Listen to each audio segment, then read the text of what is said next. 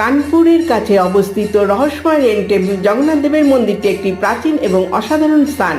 এর প্রধান আকর্ষণ হলো এই মন্দিরের ছাদ থেকে বৃষ্টির কয়েকদিন আগে জল ঝরতে শুরু করে এবং বৃষ্টি শুরু হওয়ার সঙ্গে সঙ্গে তা বন্ধ হয়ে যায়।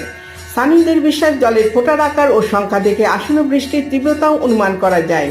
এই মন্দিরের সঠিক নির্মাণকাল অজানা, তবে মনে করা হয় এটি গুপ্ত যুগের বা তারও আগের। মন্দির স্থাপত্যশৈলী বেশ স্বতন্ত্র। মন্দিরের বাইরের দেওয়ালে পদ্ম ফুলের পাপড়ির নকশা দেখা যায়, যা সেই সময়ের অন্য কোনো মন্দিরে সাধারণত দেখা যায় না।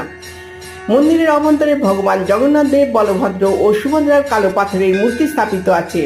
গর্ভগৃহে একটি শিবলিঙ্গের ওপর জগন্নাথ দেবের মূর্তি স্থাপিত, যা একটি বিশেষত্ব। স্থানীয় কৃষকরা এই জলের ফোঁটা দেখে আসন্ন বর্ষার পূর্বাভাস পান এবং সেই অনুযায়ী তাদের কৃষিকাজ শুরু করেন।